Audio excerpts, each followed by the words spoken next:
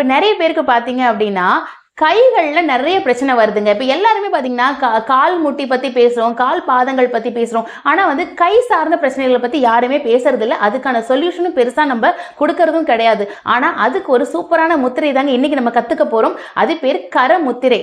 நம்ம கைகள் என்ன சொல்லுவோம், கரம்னு சொல்லுவோம் இல்லைங்களா? ஸோ அந்த கர முத்திரை அப்படிங்கிறது வந்து நம்ம கைகளில் ஏற்படக்கூடிய அந்த ஃப்ரோஷன் ஷோல்டர் இருக்கு இல்லையா, இங்கே வந்து சில பேருக்கு பார்த்தீங்கன்னா கையை இதுக்கு மேலே தூக்கவே முடியாது. ஸோ அதற்கான முத்திரை.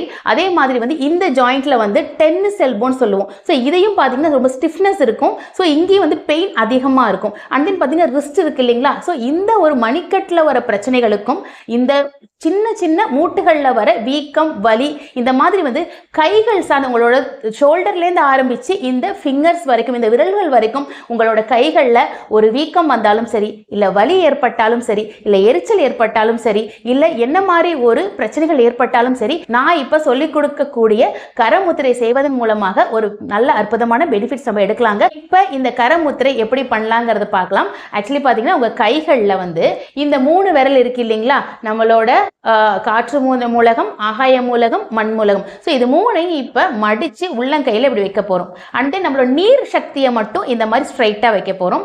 இந்த இந்த விரலை வந்து இப்படி சைடில் வச்சுக்க போகிறோம். சரிங்களா? இந்த மாதிரி நம்ம வந்து 2 கைகள்லையும் இப்படி வச்சுட்டு இதை அப்படியே கொண்டு வந்து ஜாயின் பண்ண போகிறோம். ஸோ இந்த மாதிரி ஜாயின் பண்ணி உங்களோட செஸ்ட் கிட்ட நம்ம இப்படி ஸ்ட்ரைட்டாக வச்சுக்க போகிறோம். ஸோ இவ்வளோதாங்க கரமுத்திரை.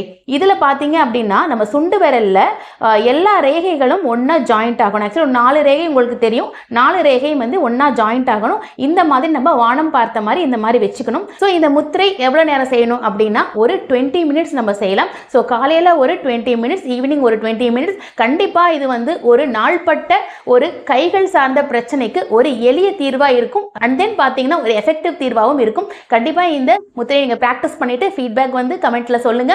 அண்ட் இது மாதிரி நிறைய விஷயங்கள் பத்தி நீங்க தெரிஞ்சுக்கணும் அப்படின்னாலும் நம்ம சேனலை ஃபாலோ பண்ணுங்க. உங்களுக்கு இருக்க டவுட்ஸையும் நீங்க பதிவு பண்ணுங்க. தேங்க்யூ.